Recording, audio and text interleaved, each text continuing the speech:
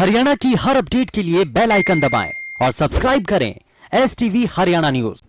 नमस्कार, आप देख रहे हैं हमारा खास कार्यक्रम। आपके साथ मैं हूं खालिद हसन। प्रदेश में आधी आबादी पर जिस तरह से जुल्म और बढ़ रहे हैं उसको लेकर कई सवाल उठ रहे हैं।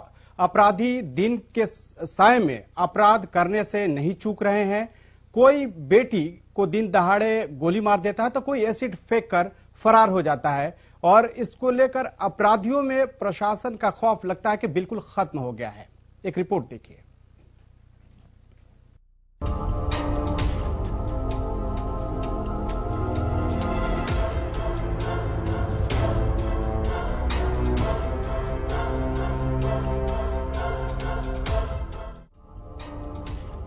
बल्लभगढ़ और पानीपत के मामलों ने प्रदेश में महिलाओं पर बढ़ते अपराधों की हकीकत सामने ला दी है। दोनों मामलों में आरोपियों की हिमाकत देखकर कानून व्यवस्था पर सवाल उठ रहे हैं। हालांकि बल्लभगढ़ के आरोपियों को पुलिस ने गिरफ्तार कर लिया है और रिमांड पर भेज दिया है, लेकिन पानीपत के बदमाश अभी भी फरार है।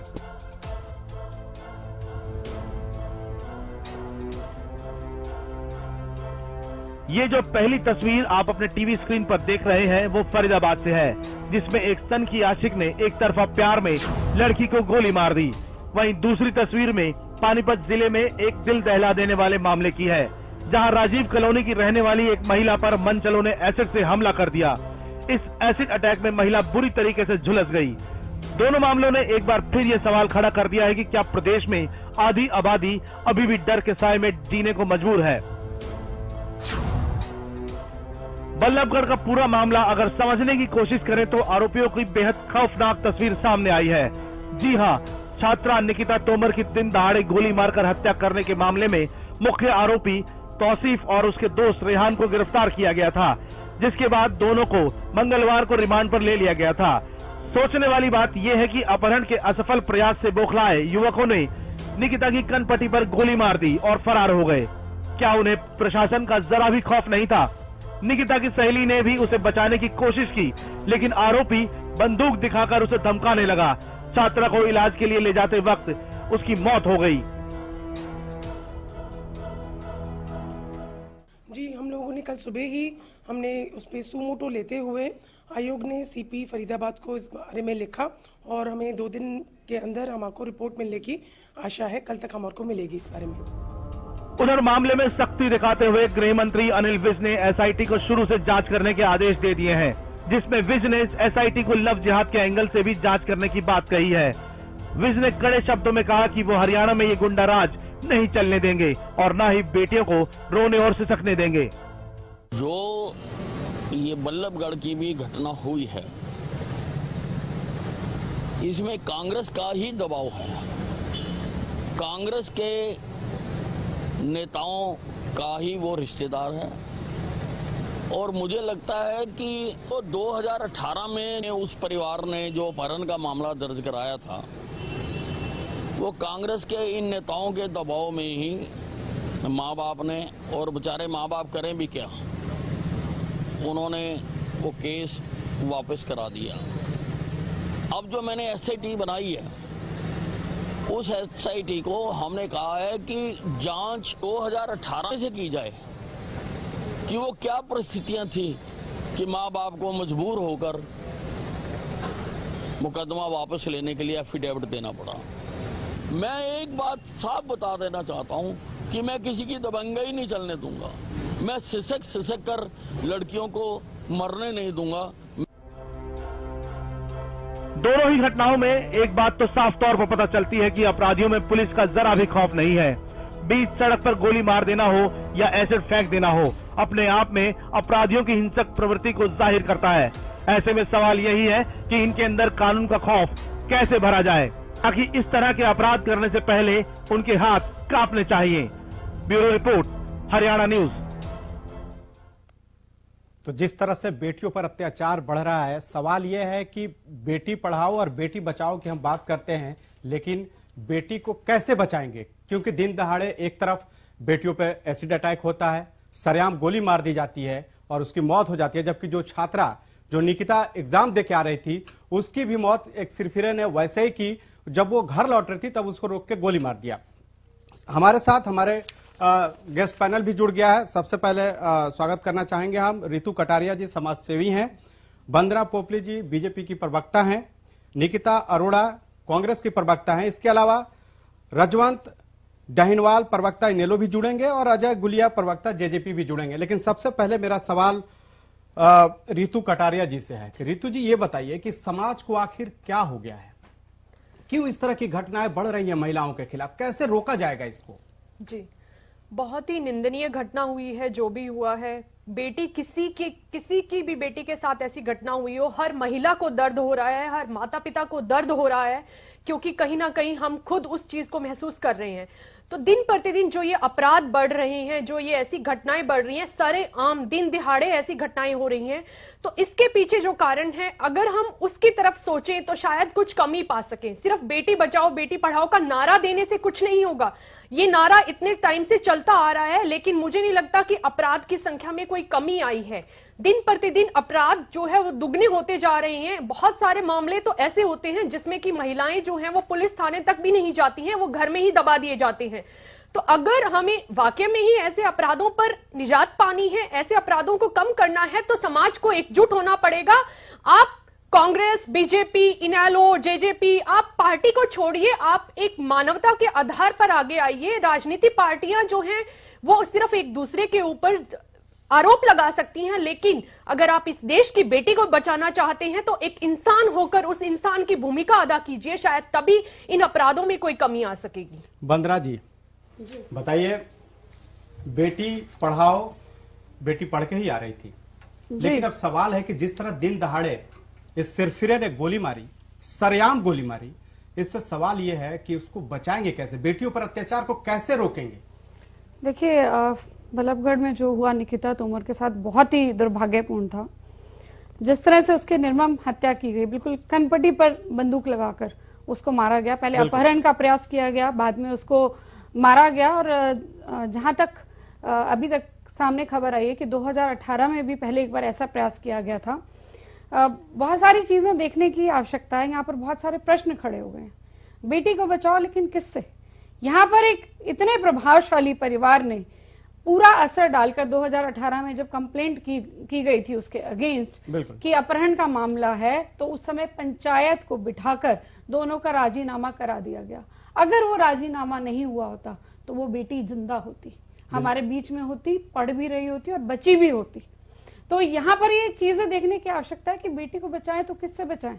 एक प्रभावशाली परिवार वो पूरा जोर लगा देता है, और वो कौन सी पार्टी से संबंध रखता है वो बताने की आवश्यकता नहीं है। लेकिन मैं उस पर पार्टी पर नहीं जाते हुए, पार्टी पर नहीं जाते हुए मैं बता रही हूँ, मैं फिर भी पार्टी पे नहीं जा रही हूँ। फिलहाल अभी पार्टी में नहीं जा रही होता तो मुझे नहीं लगता कि आज वो आपने शायद पूरा मैटर आपने शायद मुझे नहीं मालूम कितना आपको मालूम है, लेकिन मैंने उसके भाई के बयान को भी, मैं बताती हूँ, मैं उसके भाई के बयान को भी सुना है, मैंने वो डॉक्यूमेंट्स भी देखे हैं बिल्कुल जो उन्होंने प्रेजेंट किए थे 2018 में, जिन्होंने समझौता किया था और ये बोला था कि जब अपहरण की कोशिश हुई तो बोले कि हम इकट्ठे घूमने चले गए थे।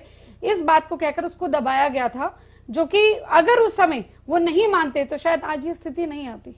तो यहाँ पर पुलिस के रोल के लिए मैं मानती हूँ, अगर कहीं पे पुलिस की गलती है तो उसको भी ठीक करने का करेंगे हम। जब हम 5 घंटे के अंदर 2 जानवरों को मेवात से निकालकर अरेस्ट कर सकते हैं, नहीं सुनिए हम ही करेंगे और कौन करेगा? तो फिर लेकिन जब कुछ दिन पहले पानीपत में भी आपने देखा कि कैसे एक महिला पर एसिड फेंक दिया गया और वो बेचारी बुरी तरह से जख्मी हो गई। आखिर इस तरह की घटना क्यों बढ़ रही है? 5 घंटे के अंदर उन जानवरों को मेवात से निकालकर, वो एरिया जहां पर पहले पुलिस एंटर ही नहीं किया करती थी, वहां से निकालकर अरेस्ट कर लिया गया। और आप देखेंगे कि किस तरह से कड़ी से कड़ी सजा उनको मिलेगी। अगर कहीं पे पुलिस वालों की भी इन्वॉल्वमेंट मिलती है तो भी उस पर स्टेप लिया जाएगा। आपने अनिल विज जी का बयान सुना कि बेटियों को सिसक कर उन्हें नहीं दिया जाएगा। ये भारतीय जनता पार्टी क्या कहेंगे? आरोप आप पर सीधे लग रहा है कि किस पार्टी का जो आरोपी है वो किस पार्टी से संबंध रखता है?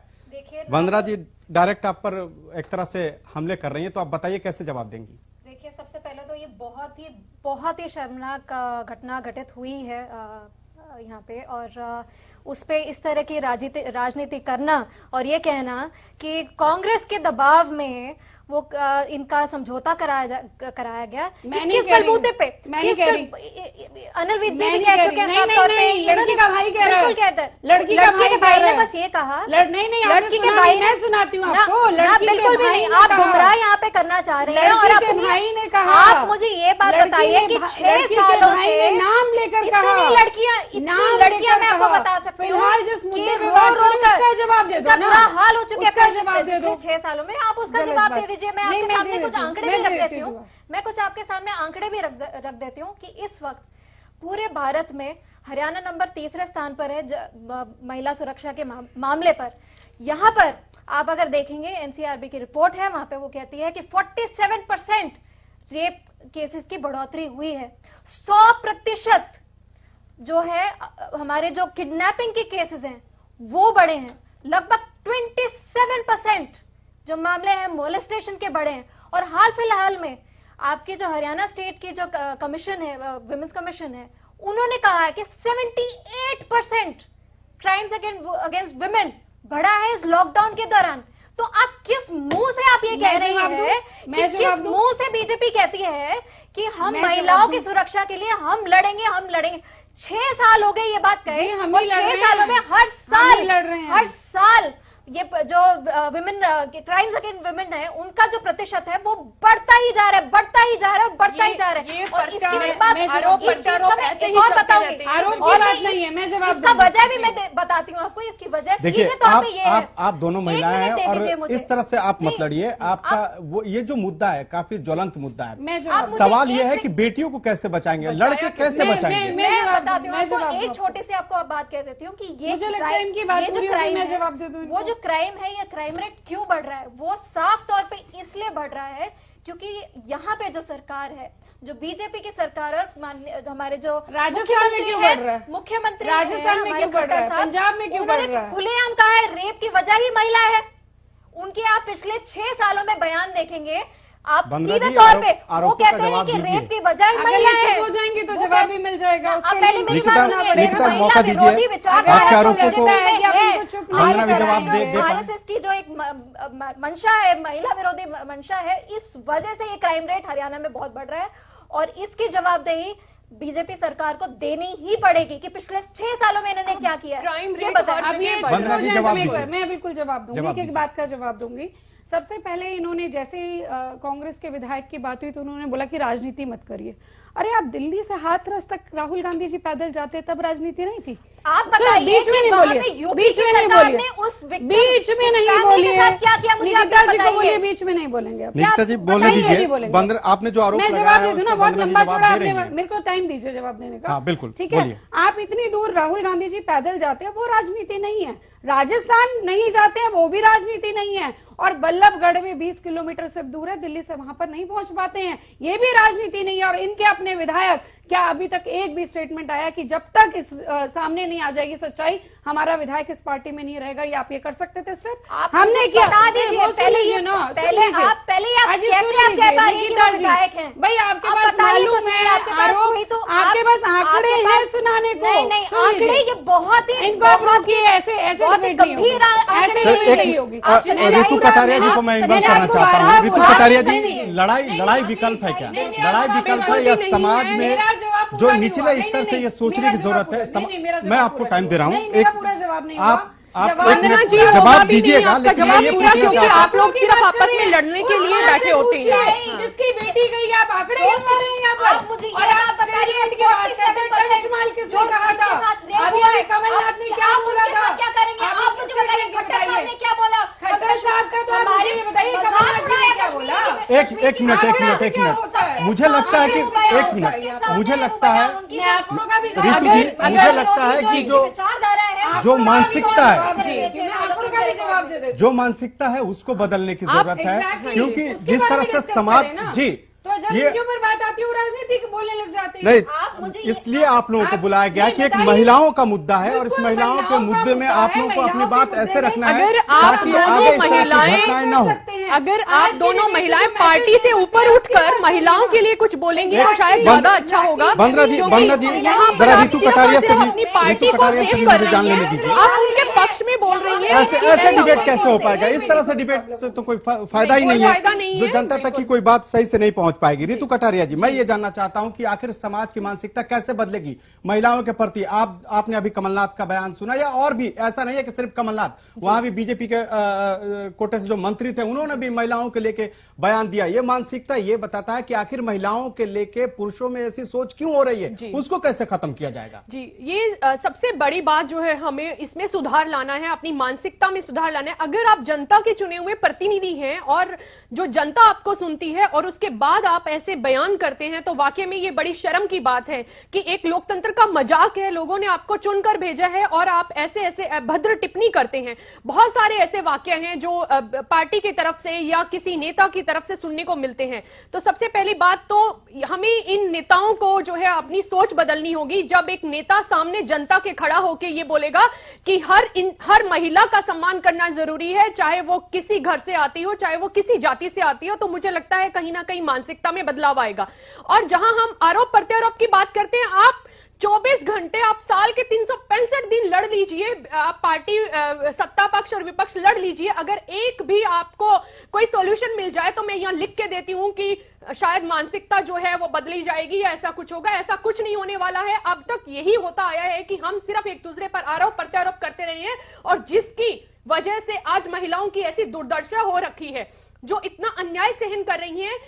अगर बीजेपी की बात आती है तो वो कांग्रेस के ऊपर हावी हो जाती है, और अगर कांग्रेस की बात आती है तो वो बीजेपी के ऊपर हावी हो जाती है। सर, यहाँ पार्टी की राजनीतिक बात नहीं होना चाहिए। आज मुद्दा सिर्फ यही है कि महिलाओं के प्रति जो अत्याचार हो रहा है उस पर हम कैसे लगाम लगा सके। सिर्फ आरोप प्रत्यारोप से नहीं होगा। हमारे साथ दो और हमारे मेहमान जुड़ चुके हैं। रजवंत सिंह डहीनवाल, प्रवक्ता इनेलो के, हमारे साथ जुड़ चुके हैं। इसके अलावा अजय गुलिया जी, जो कि जेजेपी के प्रवक्ता हैं, वो भी जुड़ चुके हैं। आप दोनों का स्वागत है। अब मैं सीधे जाना चाहूंगा रजवंत डहीनवाल के पास, जो कि इनेलो के प्रवक्ता हैं। रजवंत जी, ये बताइए कि प्रदेश में जिस तरह से अभी कानून व्यवस्था कुछ दिनों में देखने को मिल रहा है, खास करके महिलाओं के खिलाफ, क्या कहेंगे आप? देखिए, बात अगर करें कि महिलाओं की सुरक्षा, तो अकेले महिलाओं की बात नहीं है। किसी भी वर्ग को आज सुरक्षित महसूस नहीं किया जा सकता।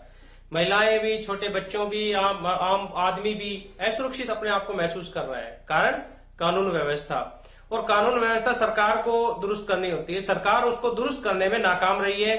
सरकार चाहे अपनी पीठ कैसे ही थपथपाए, वो एक अलग बात है, लेकिन हकीकत में अगर हम ग्राउंड जीरो की रिपोर्ट देखें, अगर धरातल पर हम देखें, तो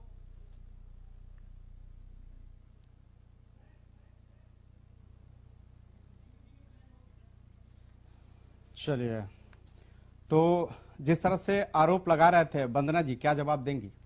देखिए, सबसे पहले तो यहाँ पर जब बात हो रही थी तो मैंने जिक्र हुआ, जैसे यहाँ पर कह रहे थे कि नेता जो हैं वो बयान देते हैं। मैं आपके सामने चैनल पर कहना चाहती हूँ कि अगर किसी भी पार्टी का नेता महिला विरोधी बयान देता है तो उसके विरोध में मैं खड़ी हूँ। क्या कांग्रेस की प्रवक्ता में इतना दम है, वो यहाँ पर ही कह सकती हैं? आप मुझे सुनिए, फिर बोलिए आप मतलब आपको डिबेट करना नहीं आता, आप अपनी बारी का इंतजार करिए ना। ये क्या तरीका है? पहले सुन लीजिए, फिर जवाब देंगे। लिख लीजिए, अगर आपको याद नहीं रहता आप लिख लीजिए। आपको किस बात का जवाब देना है उसको लिख लीजिए, ठीक है। और जहां तक आप यहाँ पर बात कर रहे हैं महिला अपराधों को, मैं आपको बताना चाहूंगी, एक समय ऐसा था कि एफआईआर लॉन्च नहीं हुआ करती थी, 0 एफआईआर नहीं हुआ करती थी। वो हमने लाकर बिल्कुल महिला थाने खुलवाए, रैपिड एक्शन फोर्स, दुर्गा शक्ति, ये सब एक्शन हमने किए। उसके बाद जो नंबर ऑफ एफआईआर है वो इंक्रीज हुई है। पहले दबा दिए जाते थे केस, इसलिए नंबर वो बढ़ता दिखाई दे रहा है, लेकिन जो कंट्रोल है वो भी हम ही लोग कर रहे हैं। बेटी बचाओ बेटी पढ़ाओ का नारा हवा में नहीं दिया, उसको हमने कार्यान्वित करने का भी काम किया है। जो फंड्स हैं वो जो महिलाओं के लिए हैं वो एलोकेट किए गए हैं। महिला थाने अलग से बनाए गए ताकि अगर किसी महिला को लगता है कि वो किसी पुरुष को अपनी बात नहीं कह सकती तो महिला को जाके बड़े आराम से बात कर सकती है। इसलिए एक सेपरेट महिला थाने भी इसलिए रखे गए। ये सारे स्टेप जो है वो इसलिए लिए गए हैं ताकि अगर कहीं पर भी अपराध होते हैं उसको रोकने का काम किया जाए। लेकिन जब एक प्रभावशाली परिवार का व्यक्ति आके सपोर्ट करता है और वो पार्टी के नेता के आरोप लगा रहे हैं, ये तो नहीं कहते कि हमारे पार्टी के नेता अगर कहीं पे इन्वॉल्व हैं तब तक वो पार्टी से बाहर है।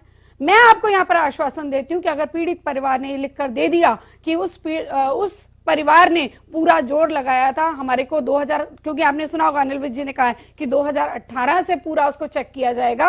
अगर उस पीड़ित परिवार ने जोर डाला है, जोर जबरदस्ती से कुछ लिखवाया है, तो उसके अगेंस्ट भी कड़ा से कड़ा बताइए, एक्शन लिया जाएगा। एक और मुद्दा था वंदना जी, जी शायद लव जिहाद का भी उसमें जो एफआईआर शायद आप कह रहे थी आपने देखा होगा, लेकिन मुझे नहीं लगता कि अगर 2018 का आपने सही से एफआईआर देखा होता तो उसमें जो वो लोग बोल रहे थे उनके हिसाब से कि दबाव लड़की पे बनाया जा रहा था धर्म परिवर्तन को लेकर।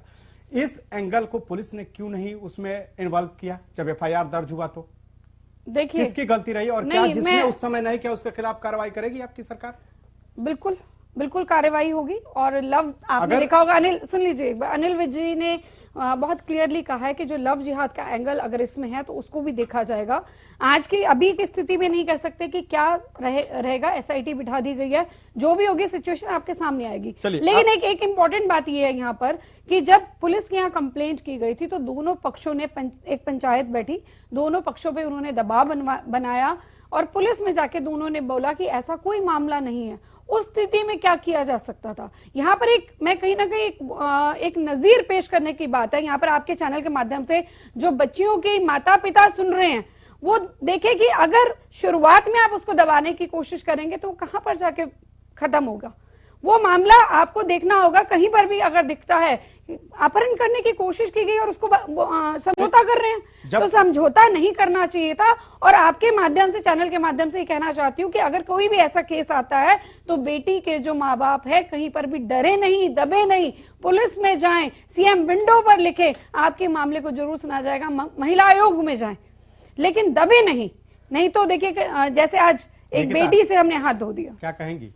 देखिए, पहले तो मुझे ये बात वंदना जी के मुंह से सुन के बहुत दुख हो रहा है कि वो सीधा आरोप फैमिली पे, विक्टिम की फैमिली के ऊपर डाल रही हैं कि उनको ये समझौता करना ही नहीं चाहिए था। पहली बात 2018 में सरकार इनकी थी, दबाव कैसे पड़ गया पुलिस के ऊपर कि इन परिवारों के ऊपर कैसे दबाव पड़ गया? आप तो खुद ही, आप मुझे सिखाते हैं डिबेट कैसे की जाती है, आप खुद ही डिबेट सही से नहीं कर रही हैं, तो आप क्या एग्जाम्पल सेट कर रही हैं वो सबको दिख रहा है। तो मैं आपको ये बिल्कुल भी नहीं, 2018 में अगर ये बात हुई तो सरकार सीधे रूप से बीजेपी की सरकार थी, दबाव कैसे बन गया इनकी सरकार के अंडर, परिवार के ऊपर कैसे दबाव बन गया कि वो कॉम्प्रोमाइज उनको करना पड़ गया। दूसरी बात, ये कहते हैं कि हम अपने पार्टी में अगर कोई भी ऐसा नेता है हम उसको साइडलाइन करें या उसकी निंदा करें, अगर कोई ऐसी कोई बात करते हैं तो कमलनाथ जी का केस ले लेते हैं। कमलनाथ जी ने सीधे तौर पे कुछ बहुत ही डिस्टेस्टफुल चीज बोली जिसको राहुल गांधी ने तुरंत कहा कि मैं इस चीज को नहीं सही मानता और उनको इस चीज का इस चीज के लिए अपोलोजाइज करना चाहिए। ये सबके सामने है, न्यूज में फाइट चली है उनकी, सबका पता है, बट आप मुझे ये बात बताइए। कमलनाथ ने तो तुरंत, और तीसरी बात, कमलनाथ जी ने नहीं माना। राहुल गांधी सीनियर नेशनल नेता है, उन्होंने सीधा उनसे पूछा गया कि क्या आप इस चीज को क्या कहते हैं सही कहेंगे, तो कार्रवाई क्यों नहीं किया राहुल गांधी ने?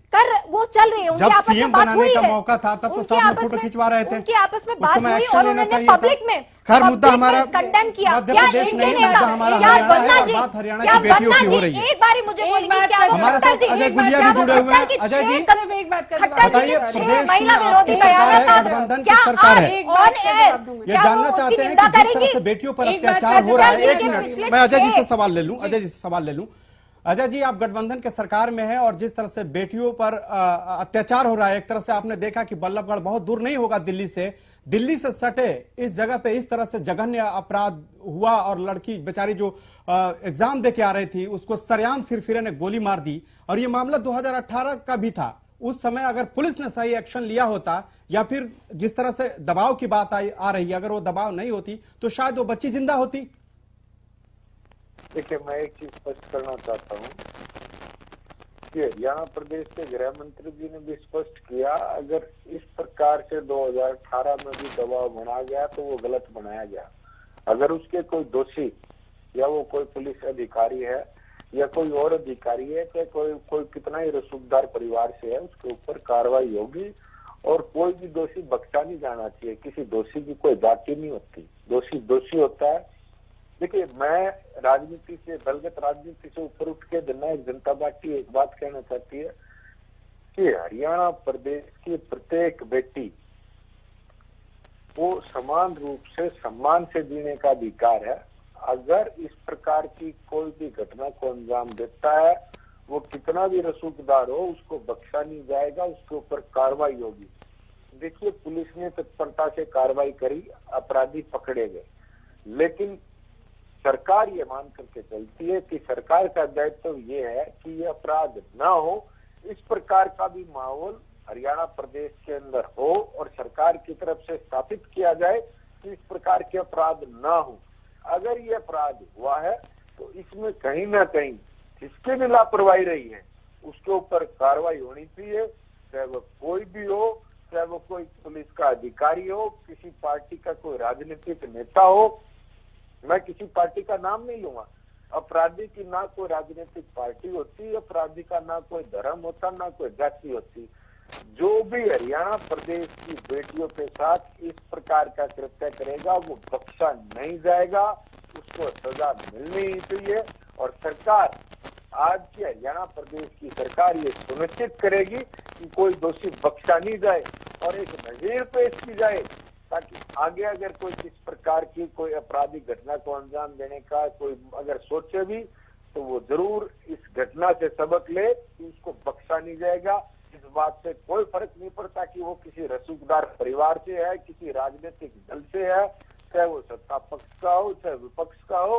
ये सबकी तरफ से, सरकार की तरफ से कड़ा संदेश जाएगा कि कोई भी अपराधी बख्शा नहीं जाएगा। रजवंत जी, सरकार की तरफ से कह रहे हैं जेजेपी प्रवक्ता की पूरी तरह से है कि जो भी अगर दोषी है उसको नहीं बख्शा जाएगा। क्या लगता है कि इंसाफ मिल पाएगा जो पीड़ित परिवार है उसको?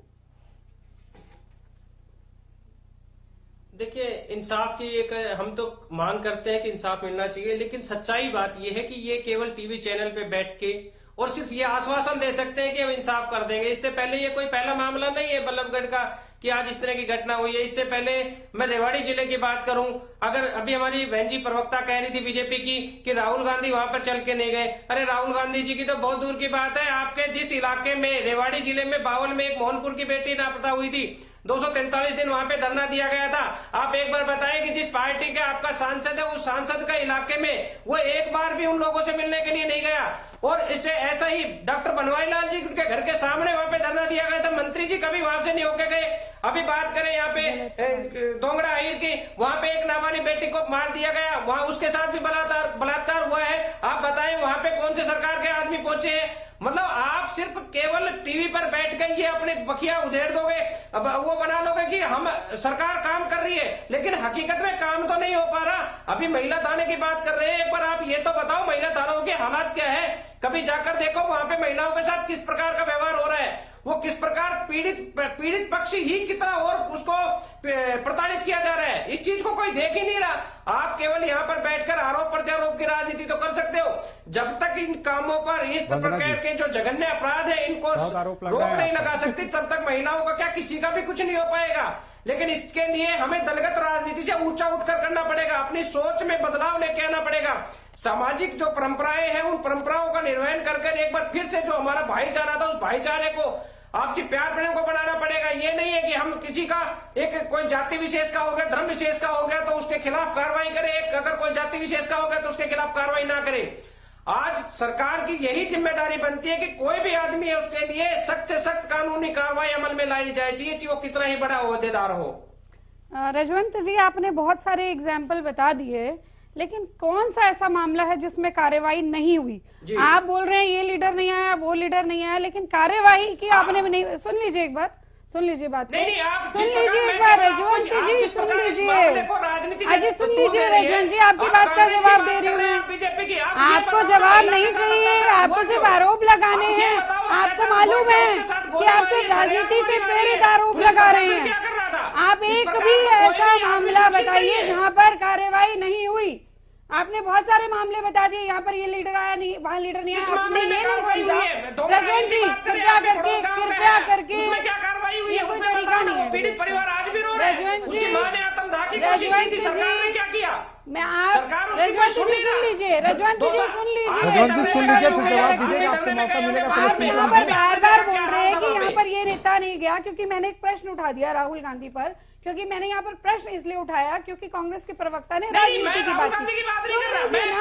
अरे कमाल है, आप सुनाना सब कुछ चाहते हो, सुनना कुछ नहीं चाहते। राविंदरजीत सिंह जी अगर आप सुनाना सब कुछ चाहते हैं, लेकिन सरकार की जिम्मेदारी है, सरकार के जिस इलाके में विधायक की सांसद के इलाके में कोई घटना घटित होती है। देखिए ऐसे बहस नहीं होगी। कम से कम एक आदमी बात सुने, फिर दूसरा आदमी उसका जवाब दे, ताकि जो जनता है, जो हमारे दर्शक हैं, जो देख रहे हैं, वो कम से कम आप इतनी देर वो कम से कम सही से लोगों का जो आपका व्यू है वो उनके पास तक पहुंच सके। ऐसे अगर आप लोग शोर मचाएंगे तो फिर जनता को क्या समझ में आएगी? आपका समझ नहीं आया, जवाब तो देने दीजिए, आप दोबारा पूछ लीजिएगा। अभी तो 1 घंटे की डिबेट है ना, आप कहीं जा रहे ना मैं कहीं जा रही, सुन तो लीजिए। तो मैंने जो प्रश्न उठाया था वो राजनीति को लेकर, फिर बोले अरे वंदना जी एक बार सुनने का ना नहीं, आप मेरी बारी है, थाने की बात नहीं कर अब रहे हैं, मेरी बारी है, टीम की बात कर रहे अरे हैं। बहुत देर हो गई रजवंत कमी जी, इनका ऑडियो म्यूट कराइए, कोई तरीका थोड़ा ना। रजवंत जी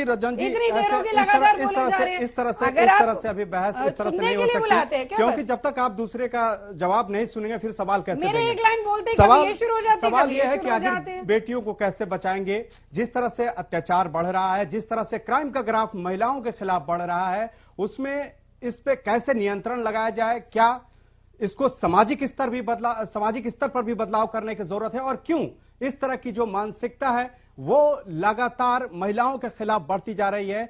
जरूरत है कि मानसिकता बदले, घर से बदलाव शुरू करें, ताकि महिलाओं के ऊपर जो अत्याचार हो रहा है उस पर विराम लग सके।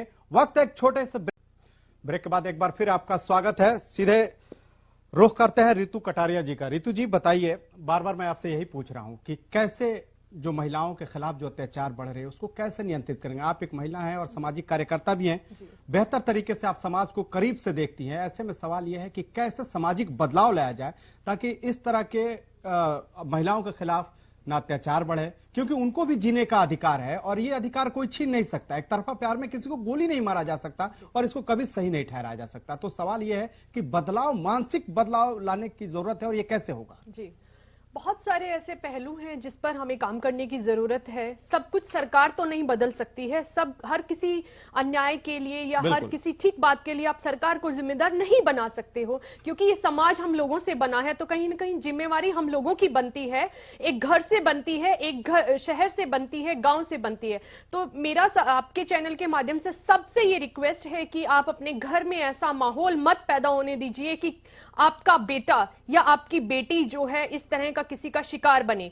सबसे पहले हमें इन संस्कारों को आगे लाना होगा। हमारी जो भारतीय संस्कृति खत्म होती जा रही है, हमें उस पर काम करना होगा। मानसिकता बदलना बहुत जरूरी है। जब तक आप मानसिकता नहीं बदलेंगे, इस तरह के अपराधों पर कमी नहीं लाई जा सकती। दूसरा है कि कठोर से कठोर कानून बनाए जाएं। ऐसे लोगों के खिलाफ जो है एकदम न्याय मिलना चाहिए। जो पीड़ित परिवार है उसको एकदम न्याय देना चाहिए, ताकि एक एग्जाम्पल सेट हो सबके सामने कि अगर आपने ऐसा कुछ अन्याय किया तो आपके साथ भी ये हो सकता है। सबसे बड़ी कमी जो है वो हमारी लचर कानून व्यवस्था की है, जहां पर सालों लग जाते हैं एक पीड़ित परिवार को न्याय मिलने में, और उसके बाद भी गारंटी नहीं है कि उसको न्याय मिल पाएगा। दूसरी चीज है कि पुलिस प्रशासन को जो है वो कठोर होना पड़ेगा। अगर अपने आसपास कोई महिला है इस तरह की कंप्लेंट लेकर आती है तो आप उसका सहयोग कीजिए, आप पूरी तरह से उसके साथ जाइए, उसके आसपास उसकी सुरक्षा के लिए आप हमेशा खड़े रहते हैं, इसमें कोई शंका नहीं है। पुलिस हमारा बहुत सहयोग करती है, आप जगह जगह देखेंगे पीसीआर खड़ी होती है, लेकिन फिर भी जहां एक थोड़ी सी कमी अगर हमें महिलाओं को सुरक्षा की लग रही है तो उसके लिए पुलिस प्रशासन को भी बहुत कठोर होना पड़ेगा। ऐसे मंचलों पर और ऐसे जो आपराधिक मानसिकता वाले युवक हैं उनकी पहचान करिए और उनकी कहीं ना कहीं काउंसलिंग की जरूरत है। बहुत सारे ऐसे मुद्दे हैं, बिल्कुल काउंसलिंग की भी जरूरत है, लेकिन मानसिकता बदलने का काम भी महिलाओं का है, क्योंकि जब बच्चे छोटे होते हैं तो उनको समझाने और महिलाओं का एहतराम करने की जिम्मेदारी भी उन्हीं की होती है। जिस तरह से मामला बढ़ रहा है, लेकिन अजय जी आपसे जानना चाहेंगे कि न्याय के लिए सालों इंतजार करना पड़ता है, न्याय मिलती नहीं है, काफी इंतजार करना पड़ता है। रसूखदार परिवार हो तो वहां और भी मुश्किल है। ऐसे में सवाल यह है कि इस पीड़ित परिवार को आप कैसे इंसाफ दिलाएंगे? और सिर्फ गिरफ्तारी तक, तो गिरफ्तारी हो जाने से ही काम तो खत्म नहीं हो जाता, इंसाफ कैसे मिलेगा?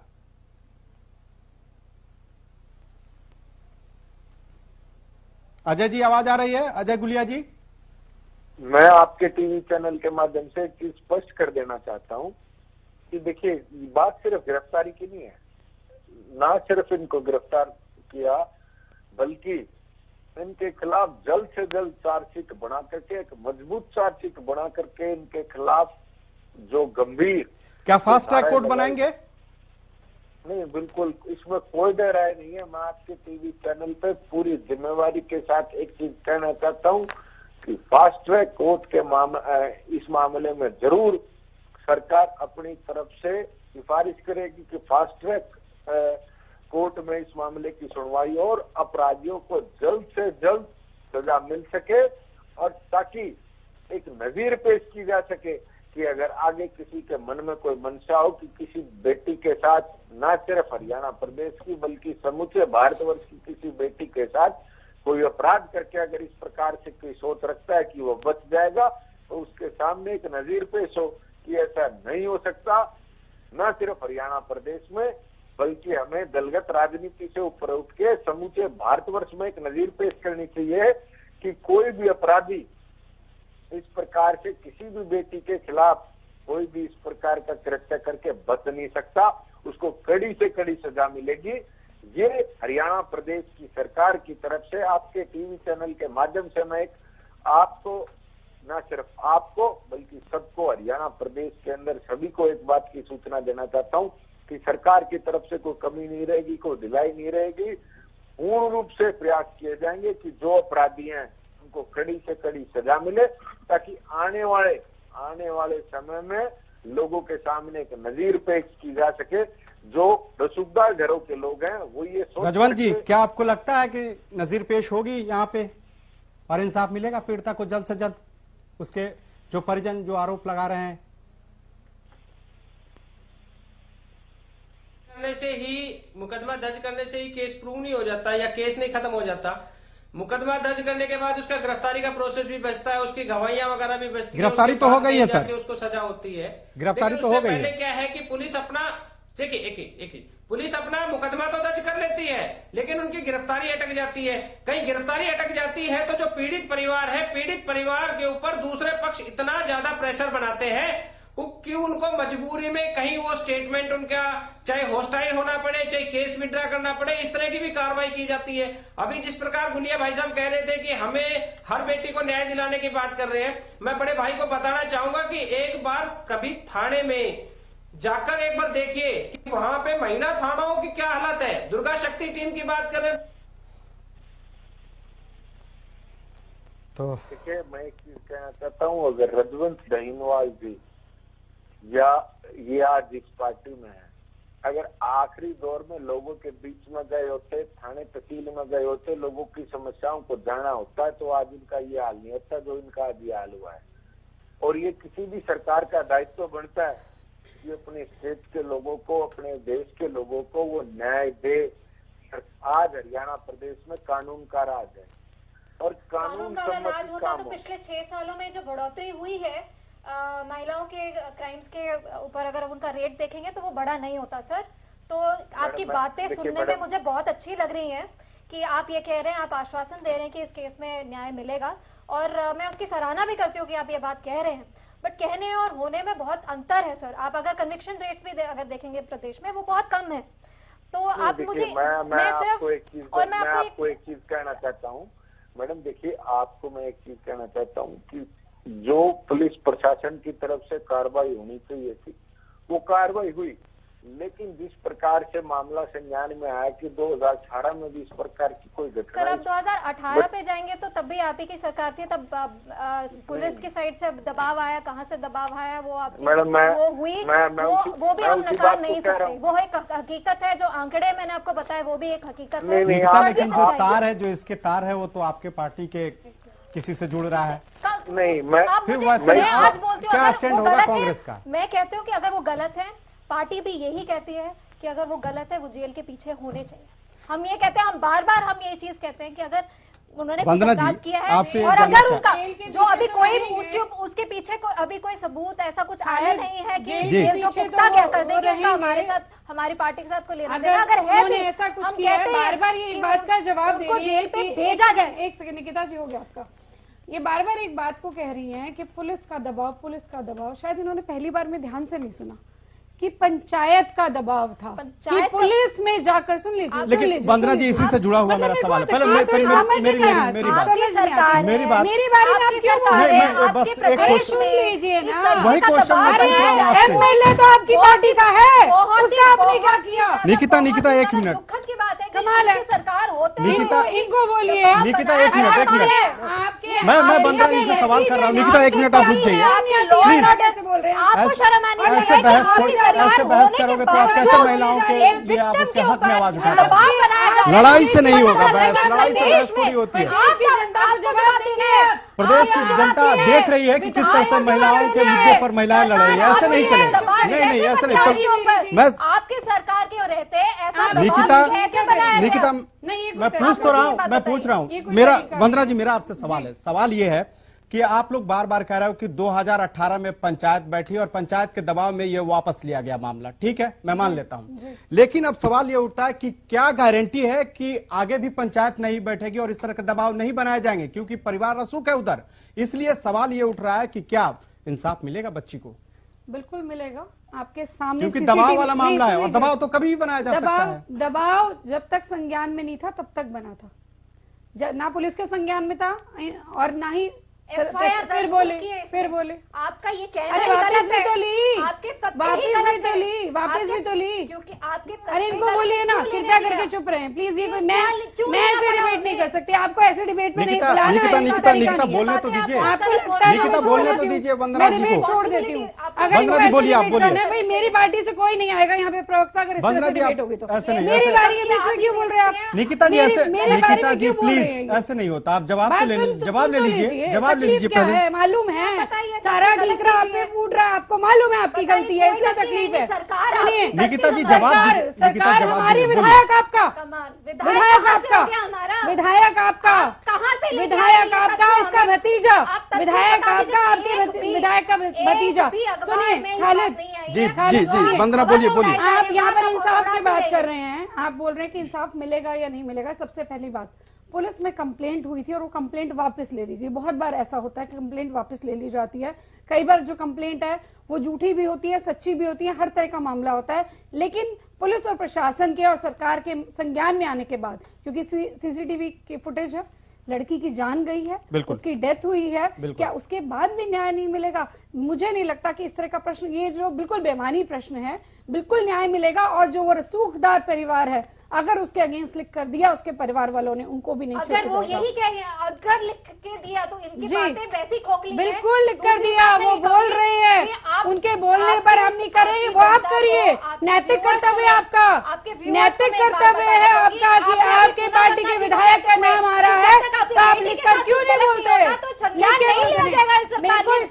रजवान जी को डिबेट में लाइए, रजवान जी ये बात कह रहे हैं इंसाफ के दावे, रजवान जी तब तक कुछ हारमोनी नहीं हो जाती, तब तक इंसाफ के दावे हो रहे हैं। कहा जा रहा है कि इंसाफ मिलेगा पीड़िता को। क्या लगता है आपको कि जिस तरह से गिरफ्तारी तो हो चुकी है, SIT का भी गठन हो चुका है, आपको लगता है कि ये मामला बहुत जल्दी निपटाया जाएगा? 6-7 महीने में फिलहाल विश्वास के अलावा और कुछ कर भी तो नहीं सकते। देखिए, बात मैं बता रहा हूं, इनके बातों पर सिवाय विश्वास के कुछ नहीं कर सकते। आज जिस प्रकार भारतीय जनता पार्टी की प्रवक्ता कांग्रेस के विधायक पर आरोप लगा रही है, सरकार कितनी मजबूत होती है इस चीज का उनको भी पता लग गया, दोनों पार्टियों को। अगर वो विधायक है तो कानून उससे बढ़ के हो गया। अगर वो विधायक उसमें इन्वॉल्व है, विधायक का भतीजा इन्वॉल्व है, तो आप कार्रवाई करें। आप बार बार इसको कांग्रेस और बीजेपी का मुद्दा क्यों बना रहे हैं? आप कहीं राजस्थान में जा रहे हैं, कहीं पंजाब में जा रहे हैं, आप इस मामले को कार्रवाई करें। अगर विधायक का भतीजा है तो उसके भी खिलाफ कार्रवाई होनी चाहिए। अगर विधायक की इन्वॉल्वमेंट है तो विधायक की कार्रवाई होनी चाहिए। मौत हुई तो हमने कार्रवाई करी, बोलते हैं। तो आप वेट करिए, क्या ऐसे भी करा, किसने बोला है? बिल्कुल सबने आपकी बात सुन चुके हैं। मैंने आपको क्या बोला है? जब तक आपकी बेटी के देखिए इस तरह से डिबेट होके आप महिलाओं के हक में सही आवाज नहीं उठा सकते। आप लोग भी महिला हैं और बाकी भी जो हमारे गेस्ट हैं। मैं सबसे पहले ये जनता को सुन सके, देखिए, मैं अब फाइनल कमेंट लेना चाहता हूं आप लोगों से कि जिस तरह सिर्फ बहस करने से कोई काम नहीं चलेगा, इस तरह से बहस नहीं चलेगा, क्योंकि आपको इसलिए बुलाया गया है ताकि आप एक नैरेटिव सेट करें कि कम से कम इस तरह की घटनाएं आगे ना हो, कैसे समाज में इसको बदलाव लाया जाए। मैं रितु कटारिया जी आपसे लास्ट कमेंट लेना चाहूंगा, क्या कह रही हैं आप पूरे इस मामले में, कैसे इसको रोकने के लिए क्या कदम उठाया जाए? जी सरकार ने जो एक पहल दिखाई है कि इसके ऊपर अब पिछली कार्रवाई भी होगी और सब कुछ देखा जाएगा, तो उसके लिए हम सरकार का धन्यवाद करते हैं। लेकिन कहीं ना कहीं आप कुछ ऐसे वाक्य भी पेश कीजिए जिससे कि आगे किसी बेटी के साथ ऐसा ना हो, किसी बेटी की जो कार्रवाई है उस पर समझौता करने का उसको डर ना हो कि मुझे समझौता करना पड़ेगा। एक पीड़ित परिवार के अंदर इतना कॉन्फिडेंस आना चाहिए कि उन्हें न्याय मिलेगा। तो सरकार से मेरी गुजारिश। निकिता आप बताइए, लास्ट कमेंट दीजिए, कैसे इसको रोका जा सकता है, क्या किया जा सकता है? आप एक सुझाव के तौर पे दीजिए ताकि जो यहाँ सरकार के लोग भी बैठे हैं, प्रवक्ता जो बैठे हैं पार्टियों के जो सत्ता में है, वो इस बात को आगे तक बढ़ा सके। बिल्कुल, मैं सिर्फ 2 बातें कहूंगी यहाँ पर कि एक जो मानसिकता है उसको बदलने की बहुत आवश्यकता है, और जो सरकार है, सरकार में जो वंदना जी मेरा आखिरी 10 सेकंड है, पहले बोलने दीजिए फिर आप बोल लीजिए। मैं आपको ये कह रही हूँ, नहीं आपके हमारे जो सीएम हैं उनके बयान सबके सामने हैं। हमने देखा कि वर्तिका कुंडू के केस में बीजेपी प्रेसिडेंट के बेटे उसमें इन्वॉल्व थे। मैं सिर्फ सुझाव मांग रहा हूँ कि कैसे इस पर नियंत्रण लगा सके, अभी लड़ाई करने का कोई वक्त नहीं है। एक मानसिकता मैंने सिर्फ लास्ट कमेंट मांगा है कि बीजेपी निकिता को इंसाफ कैसे मिले। वंदना जी 1 मिनट, मैं आपका मैं व्यू लूंगा, लास्ट में व्यू लूंगा। निकिता को इंसाफ कैसे मिले, बस 2 शब्द जल्दी से। कोई 2 शब्द नहीं, देखिए क्योंकि आप डर रही हैं। मैं फाइनल कमेंट आप ही से लूंगा। वंदना जी फाइनल कमेंट आप ही से लूंगा। सच्चाई सामने आ गई, आपकी पार्टी की सच्चाई आ गई, बिल्कुल गलत बात है। आप खट्टर जी को एक बार बोलिए, आपने जो बातें कही वो गलत की है। कौन जिम्मेदार आप बिल्कुल बताइए, वर्तिका कुंडू जिम्मेदार। अजय जी क्या आप उसको कटन करती हैं? अजय जी क्या आप उसकी निंदा करती हैं? क्या आप निंदा करती हैं? नहीं करती। अजय जी बोले, लास्ट कमेंट दें आप, लास्ट बताइए Ajay ji please Ajay ji please, Nikita, Vandana ji please, Ajay ji बोलिए, अजय गुलिया जी लास्ट कमेंट। मैं एक चीज स्पष्ट करना चाहता हूँ कि अभी रितु जी जो धन्यवाद कर रही थी उसकी कोई आवश्यकता नहीं है, क्योंकि ये सरकार का दायित्व बनता है कि एक अच्छा माहौल और कोई भी अपराध अगर होता है प्रदेश के अंदर तो सरकार उस पर तत्परता से कार्रवाई करे और पुलिस प्रशासन उस पर कार्रवाई करे, ये सरकार का दायित्व बनता है। दूसरी चीज, आज मामला जो भी पूछ रहे थे कार्रवाई होगी कि नहीं होगी, वो गवाही आएगी कि नहीं आएगी, मैं कहना चाहता हूँ आज आईपीसी सीआरपीसी एक्ट के तहत मामला दर्ज हो गया, तो स्टेट वर्सेस अदर्स आज जो अपराधियों के खिलाफ मामला है, तो इसमें कोई संशय की बात ही नहीं है कि कार्रवाई नहीं होगी, पूर्ण रूप से कार्रवाई होगी, कोई भी दोषी बख्शा नहीं जाएगा और सरकार की तरफ से ये सुनिश्चित किया जाएगा कि पीड़ित परिवार को पूर्ण रूप से सुरक्षा मिले और ताकि वो अपनी बात, वो अपनी गवाही जिसकी की है संशय प्रकट किया जा रहा था उसमें कोई कोताही ना हो, उसमें कोई तकलीफ ना हो, उस परिवार को सरकार की तरफ से पूर्ण रूप से सुरक्षा भी मुहैया कराई जाएगी और ये भी सुनिश्चित किया जाएगा कोई अपराधी बख्शा नहीं जाए। चलिए, कोई अपराधी बख्शा नहीं जाए। वंदना पोपली जी, आपकी जिम्मेदारी ज्यादा है, आप तो एक सत्ताधारी पार्टी से भी हैं और एक महिला भी हैं और एक महिला के साथ अत्याचार हुआ है, कैसे होगा, कैसे रोकेंगे इन सब चीजों को और क्या सुझाव आप देना चाहेंगे समाज के लिए भी? ये सिर्फ आप एक पार्टी प्रवक्ता से हट के सिर्फ एक ये सोचे कि आप एक महिला हैं और एक महिलाओं के लिए आप क्या कर सकते हैं, कैसे किस तरह का कदम उठाया जाए जिससे कि इस तरह के जो अपराध बढ़ रहे हैं महिलाओं के खिलाफ, खास करके बच्चों के खिलाफ, उन पर लगाम लगाया जा सके? देखिए खालिद, बहुत सारी चीजें करने की आवश्यकता है, मुझे लगता है सामाजिक तौर पर भी, और महिला सशक्तिकरण की आवश्यकता है, आर्थिक तौर पर, सामाजिक तौर पर, राजनीतिक तौर पर उनकी भागीदारी हो। लेकिन साथ के साथ ये भी आवश्यक है कि जब हम अपनी बेटियों को समझाते हैं तो बेटों को भी समझाएं, क्योंकि कहीं ना कहीं महिलाओं का दोयम दर्जा है, तो समाज से ये जो चीजें निकल कर आती हैं वो समाज से भी ठीक करने की आवश्यकता है। सरकार के तौर पर हम उसको ठीक कर रहे हैं, लेकिन समाज में भी उन चीजों को ठीक करने की आवश्यकता है। अभी अजय गुलिया जी भी बहुत अच्छी बात कह रहे थे कि पूर्ण रूप से सुरक्षा प्रदान की जाएगी उस परिवार को और कड़े से कड़ा जो दंड है अपराधी को दिया जाएगा। आप देखेंगे उनको अरेस्ट भी कर लिया गया, एसआईटी भी बिठा ली गई। लेकिन अगर आप ओवरऑल पूछे कि क्या हम स्टेप ले सकते हैं, तो मुझे सबसे इंपॉर्टेंट लगता है कि जो समाज की तरफ से है वो हमें कहीं ना कहीं बहुत बड़े बदलाव करने की जरूरत है। बिल्कुल, सामाजिक बदलाव की जरूरत है, क्योंकि ये मानसिकता जब तक नहीं बदलेगी महिलाओं के खिलाफ अत्याचार नहीं रुकेगा। आप तमाम जो हमारे गेस्ट थे, हमारे जो मेहमान हैं, आप तमाम का बहुत बहुत शुक्रिया, धन्यवाद कि आप लोग जुड़े और महिलाओं जैसे संवेदनशील मुद्दे पर अपनी बात रखी। लेकिन सवाल यह है कि बेटियों को बचाएंगे कैसे, क्योंकि जिस तरह से एक बेटी आ रही थी एग्जाम देके उसकी हत्या हो जाती है। लेकिन हमने एक आज सवाल भी पूछा था इसको लेकर, वो आपको हम दिखा रहे हैं। क्या महिलाओं की सुरक्षा को लेकर कानून में और सख्ती की जरूरत है? उस पर जो लोगों का व्यू आया है उसमें हम आपको दिखा रहे हैं। हां में 91%, जबकि ना में 9% लोगों ने जवाब दिया है। इस प्रोग्राम में बस इतना ही। मुझे दीजिए इजाजत। देखते रहिए हरियाणा न्यूज। नमस्कार।